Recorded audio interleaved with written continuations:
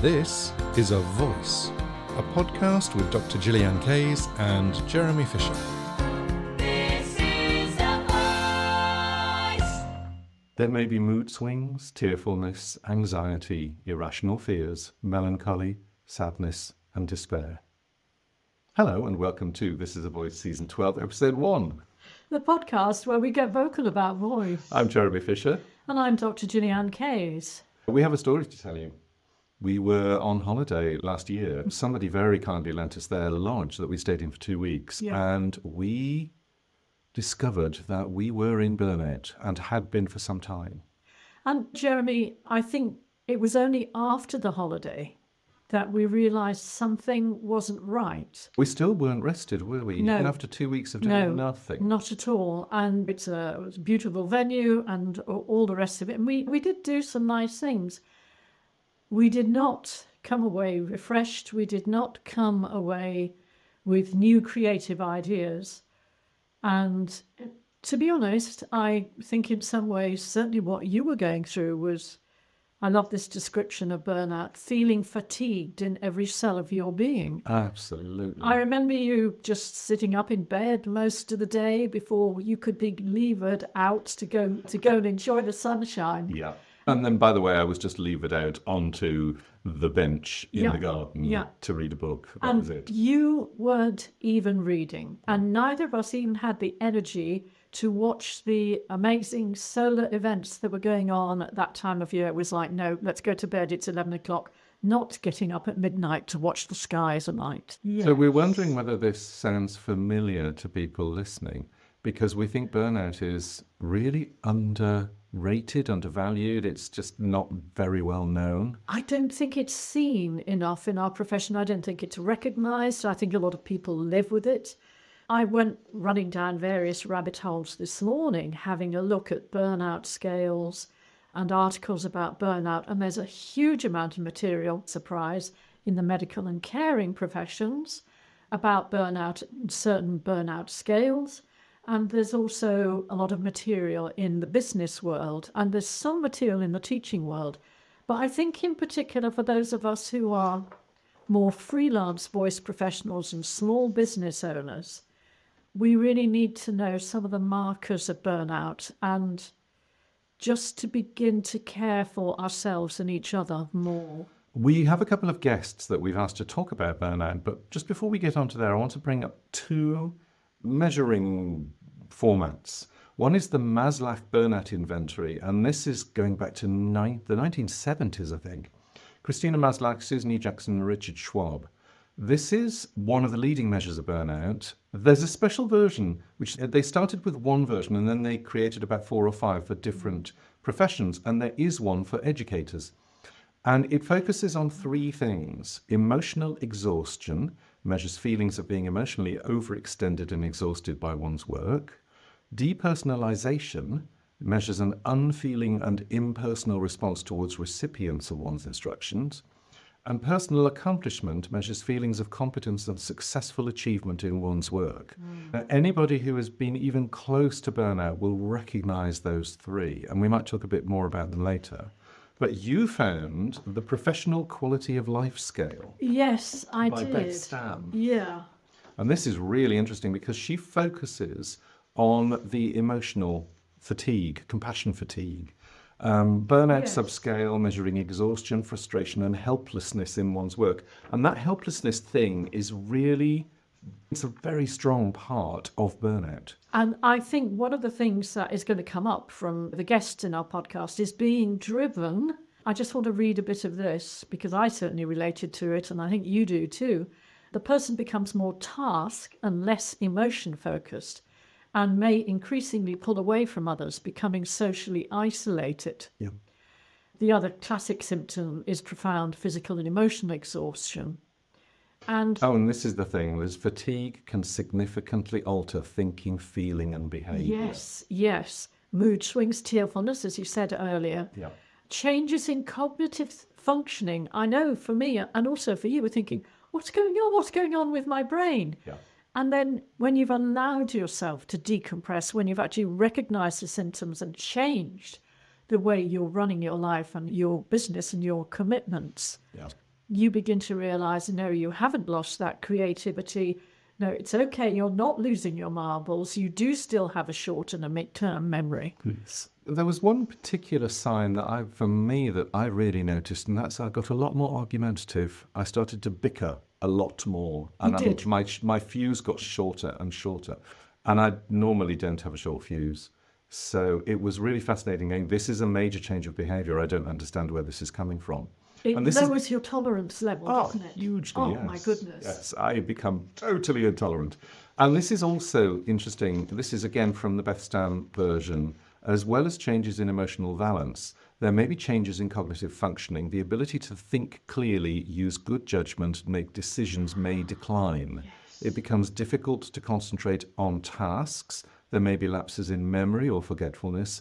Over time, a person may develop a negative self-image and feelings of inadequacy and helplessness. And do you know what? That happened to both of us, didn't it? Both in a business sense, which is, are we as good as we think we are? Is this actually working? I really hope this helps people listening to that. Are we as good as we thought we are? What is going wrong? Yeah. And I can see that you're wanting to talk a little bit more about compassion fatigue there. Are you wanting to? There's this lovely quote. Compassion fatigue is insidious. As a person's way of thinking, feeling and behaving change, and these changes impact physical and mental health, the person's ability to carry him or herself well through each day, including within the workplace, deteriorates. Yeah, and what I want to say from the little bit of internet searching I did today is a lot of compassion fatigue measures are used for people in caring professions and in relation to how they are responding to the people to whom they're caregiving. But actually, we need to caregive ourselves. Yes. So I think we then lose compassion with ourselves. And I think that's going to be a theme that comes up in some of our interviews. I'm going to play something from Franka van Essen. Franka is a singer and singing teacher, and she's been very interested in the Polyvagal Theory, and she's in fact written a course for us that's now in the Learning Lounge. And we thought we'd ask Franka what her opinion of burnout is. Yeah. So here's a couple of minutes on different types of burnout. So a burnout could start in different ways. You have people like me who are very much coming from that fight-flight zone. There are also people who are more prone to that immobilization part where they feel like they're being overridden by a truck and can't get out of bed anymore. And that's the start of their burnout.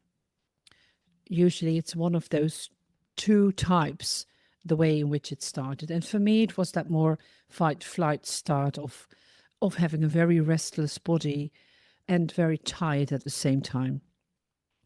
So being in a burnout as creative is very challenging because at the same time, actually, I was in a bore-out.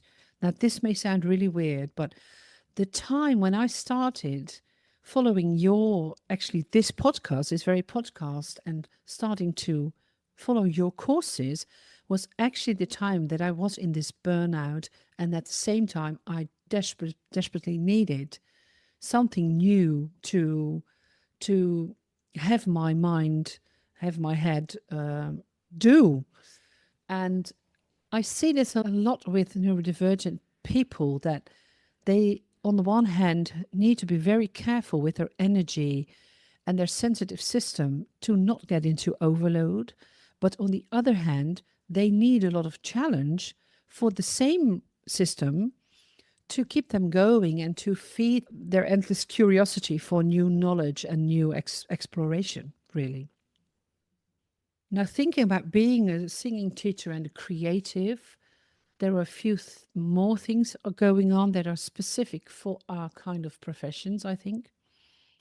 Most of us have portfolio careers, so we do different things alongside each other, partly because we love to do it, but partly also because the business is shaped like this, that we have small contracts or small jobs next to each other. This also means that we have to be very flexible and jump from one thing to another all the time. And this can be very tiring. It takes a lot of our flexibility. Another thing that could be going on is the starving artist mode. I personally am still struggling with it. The idea that art is not meant to be paid for in a good way. So I see friends of mine who work in completely different areas of profession, and they just bring home these amounts of money every month. And I'm like, what the F? I mean, it's weird in a way that I can do something that not many people can do and still get paid for it so lousy. Another thing that I've noticed is that a lot of singing teachers are people who love to help, as coaches and therapists often are. But there is this thing that's called the helper syndrome, where we in a way overstep being that helper so that we don't honor our own boundaries anymore, and actually also not the boundaries of our clients. Because if we help them too much, they might feel that they can't do it themselves, which is actually not what we want. So I think stepping back sometimes and acknowledging that might feel a bit awkward is a good thing to do, because it prevents us from overstepping our own boundaries and overstepping our own energy. Very nice. Oh, I just love the way that Franka frames things. And do you remember the whole thing about the fine line between burnout and boredom, which is something she often talks about? Her business name, by the way, is Voice to Blossom, which is a wonderful way to encapsulate the work that she does, which is not just about singing voice, it's about the voice and the self. And we're going to hear more from Franka later on. I want to say the thing about leaping from contract to contract is really quite profound, because obviously that is often what our profession is like. And it made me think about, we all already know that for the brain, task switching, we used to talk a lot about, we multitask. As voice professionals know, brain does not multitask. Brain can task switch. Task switching is challenging. We find it challenging, don't we? Yep. Moving from coaching clients, doing a podcast, to doing the admin. Yep. Yeah. So now what we're doing is we're job switching, and that is costly. And because of the kind of the way that we're often paid, I'm going to refer just for a moment to households where there is a regular salary, perhaps from one of the partners, and households where there is not. What's a regular salary? Neither of us have had a regular salary. No, I did once for about 6 months when I was doing a research job. Oh, congratulations. That was quite nice. We could eat. Yeah. No, you're making it sound worse than it is. That's not good. That's not good. There's a massive difference between a household where there is one or even two regular income streams coming in, and where you're much more of a freelance, because inevitably when the next job comes along, you take it. You don't give yourself that brain space to task switch, and you get exhausted. Yes. I'm going to bring Franka back in and put her on to Polyvagal Theory and how this works and how this is relevant. I think if we look at burnout from a polyvagal perspective, so Polyvagal Theory is about the science of safety and how that's ingrained in our nervous system, our autonomic nervous system. So basically in our biology. And we have 3 zones that we as human beings and mammals live in. We have that green ventral zone where it's very safe and connected. It's a lovely place to be, where we can think clearly because our neocortex is online. We are good at problem solving. We can work in flow together with other folks. Even when we get into an argument, we're able to solve that in a mature way. And then there can be a trigger which makes us go into the next zone, which is the yellow zone of fight and flight. And this zone is meant, as the word says, to flee away from a situation or to actually face that tiger and attack it.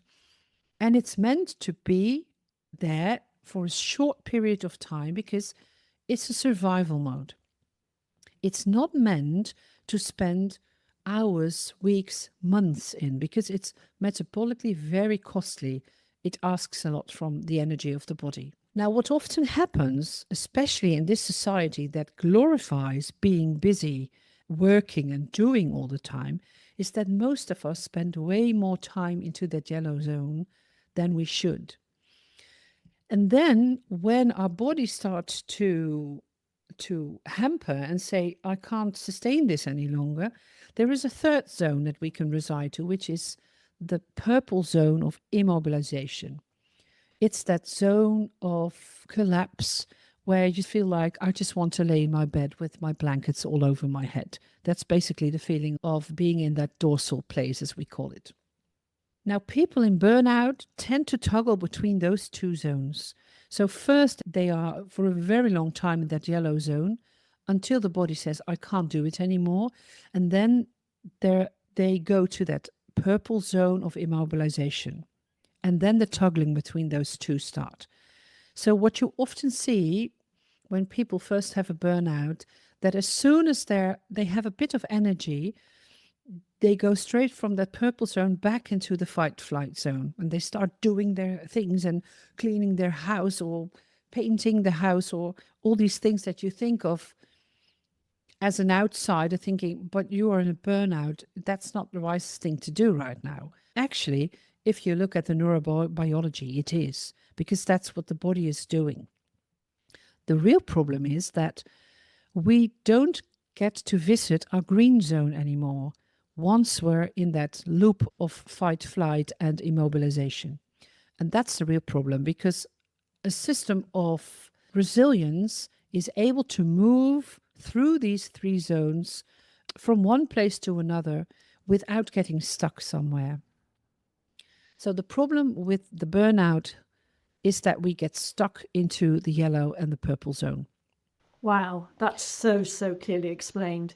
Do you remember when we ran the course with Franka, Creating a Safe Space, where she was walking singing teachers through how to apply principles of Polyvagal Theory? I wrote down and underlined it 3 times and put it in a circle box and coloured it. Staying in the yellow zone is metabolically costly. Yes. And I absolutely recognise, and I'm sure you do, toggling between the yellow zone and the purple zone. And the thing is, we don't notice. I think that's really interesting because that was a new concept for me, toggling between. I could now recognize burnout, I can recognize the yellow zone, but I didn't know that once you're in burnout, you then toggle backwards and forwards, and it's so accurate because it takes so long to get yourself back into the green zone if you've actually ended up in purple.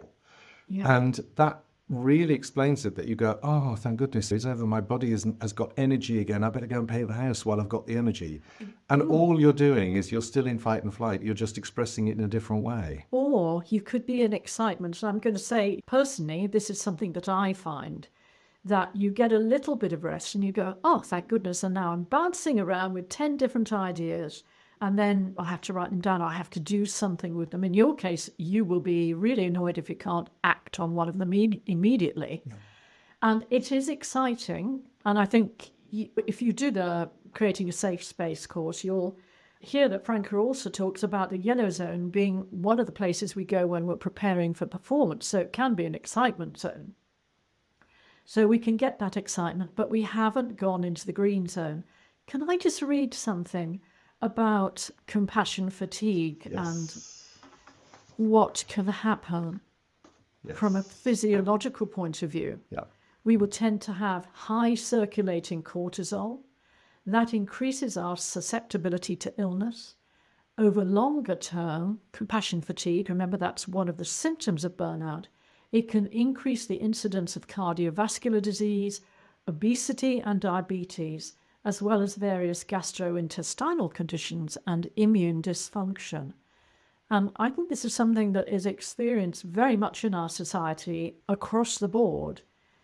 And I think it's experienced again by people working in our profession, because if we don't have a regular salary and we don't work, we don't pay the mortgage, so we keep going. I also want to say a little bit about the boredom thing, which is, for me, what I've found is, because we have a a weekend in the middle of the week now, don't we? That was one of the big changes we made. I can't tell you how much that took Gillyanne to get me to do that. It was very funny. What was fascinating, can I just digress for a moment? What was fascinating about this is it's never bothered me whether I have 2 days off in the middle of the week or the end of the week, because I've worked on a Saturday and travelled on a Sunday doing touring for years. And so the idea of having a weekend off is just a luxury, whereas I would much rather have 2 days in the middle of the week off, which Gillyanne started doing, and then I refused to do it. It was so funny. It's like I have so much work to do. I've got to work every day of the week, and I'm now doing it. Yeah. Sort of. And we're enjoying it. Yes. It's challenging because we very often deliver a training on a Sunday. So that's a 2-hour training. Yeah. And there will be preparation beforehand, and then there's paperwork to do afterwards. And then we work on a Monday. Yep. Try not to start until Monday afternoon. That's not always possible. And then we work on a Tuesday, and you've got some tasks done. And then it's, no, we're not working on Wednesday and Thursday. And it's a discipline for me as well. And then we have Friday, and sometimes we have Saturday as well, where we're doing things. So it is a challenge. It's a discipline in itself. And of course, these are boundaries that we need. And what I wanted to share as well is that what I personally have found is that on a Wednesday, if I've been overdoing it, I can be grumpy, I'll be bored, I'll feel like I'm not really relaxing, and I have to say to myself, give yourself some space. Your brain needs some space. It's okay. You don't need to do anything. Do not go into the office. And by the time I've slept over on that Wednesday night, I wake up on the Thursday morning and I feel, be really nice now. Should we go out for a walk? Should we have lunch somewhere? Going into nature really helps me. And of course, because we work from home and we work together all of the time, going out, going away, even just walking up to the local coffee shop and sitting and having a coffee and a conversation. And cake. And cake, of course, is different. The boundaries are really interesting, and you can make those boundaries as strong or as weak as you want to. I think it's very useful. I think the boundaries within a household where there are 2 freelancers can be very challenging if you're doing what we're doing. And quite a lot of people that we work with on our teacher training courses are doing this. They're running their own businesses. They might be running their own theatre schools. Yeah. Or a coaching business. If you're running your own business, the demands on you are intense Yeah. and also never-ending. And so I think you actually have to make the decision that parts of the business can run without you for 24 hours. It's a major decision. If you are doing something that's highly organized, if you're doing something that involves other people, if you're doing something that involves timetables, you have to make that decision to go, it can run without me just for this moment. Yeah, and as a business partnership in the same household, you have to agree between you that there's switch off time. Can we share that? Yes. Can we share that fun story about when we were on the cruise and you checked into our emails when we dropped into port? We made the decision, and it was the best decision ever for us. We were not going to pay for broadband access. On the ship, yes. It was a week. We went for a week. Yeah. Day 1, Gillyanne looked at her phone. There's nothing on my phone, Jeremy. Yeah. And he said, yes, that's because we're at sea and there's no internet connection. Okay. I found myself looking at my phone about 8 times that day. Yeah. Day 2, there's nothing on my phone. Day 3 was port. So, of course, we get Wi-Fi in port. And we get phone signal in port. So, of course, I went straight on my phone at 8 o'clock in the morning. It's like, I have 120 emails. Do you know how many I actually had to deal with? 4. That was it. And we run a successful business. 116 completely unnecessary emails. And it was such an eye-opener because you just thought, and I deal with those 116 emails every day.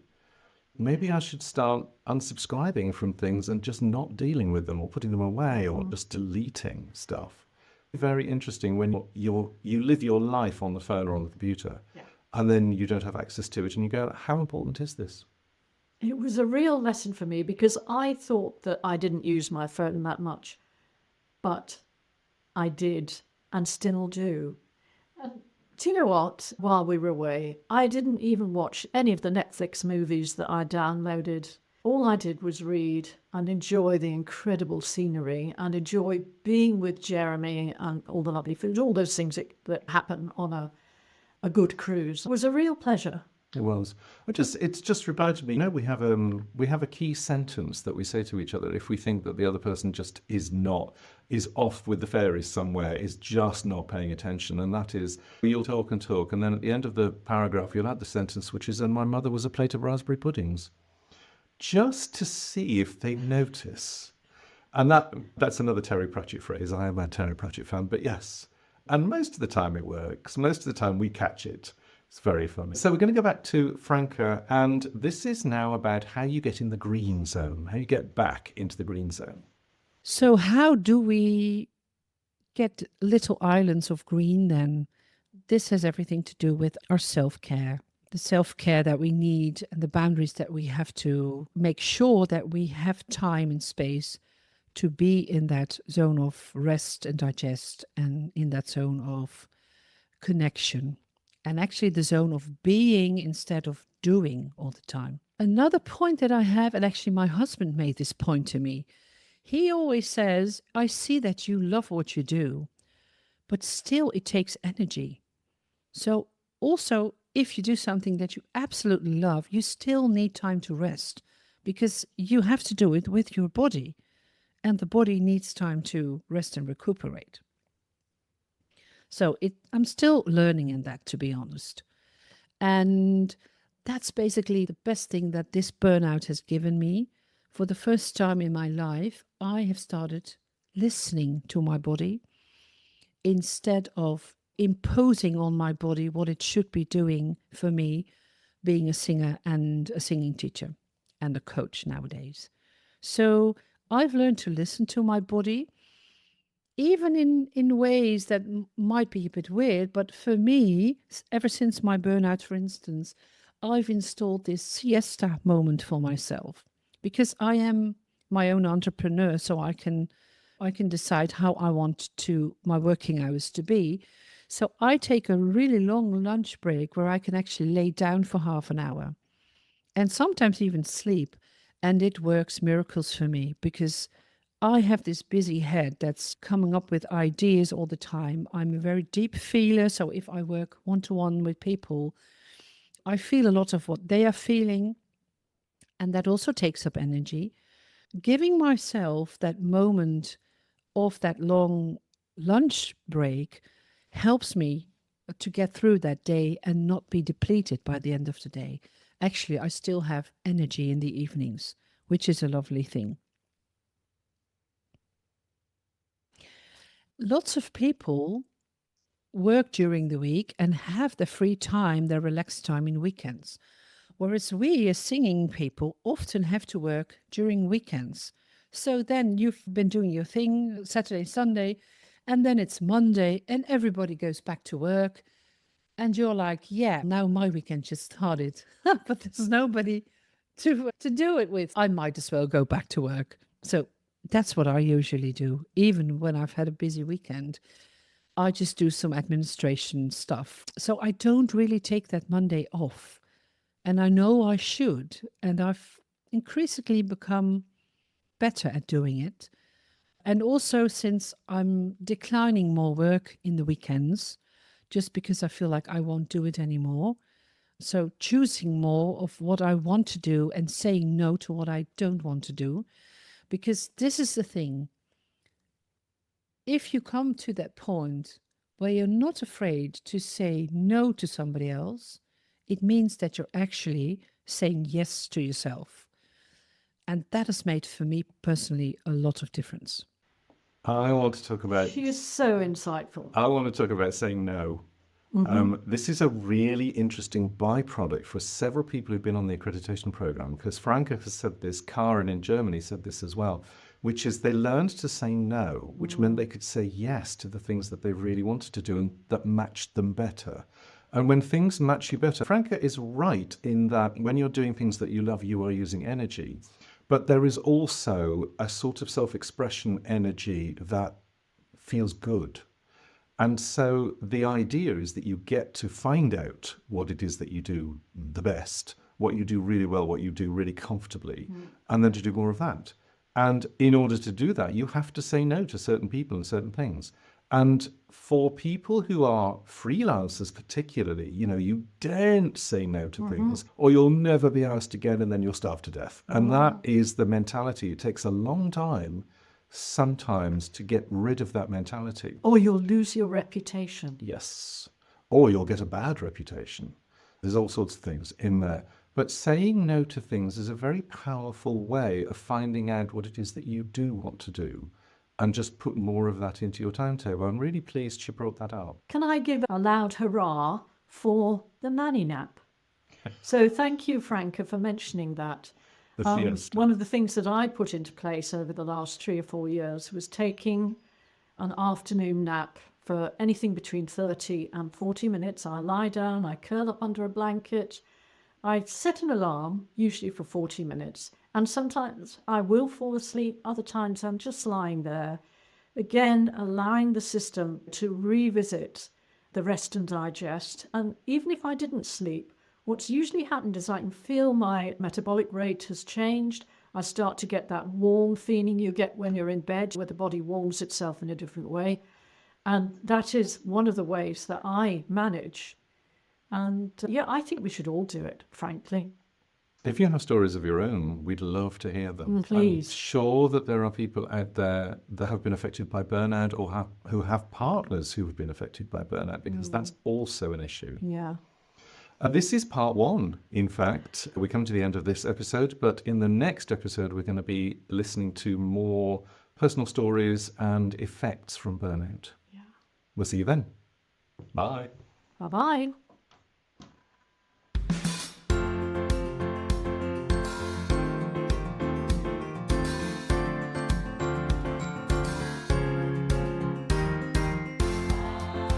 This is A Voice, a podcast with Dr. Gillyanne Kayes and Jeremy Fisher.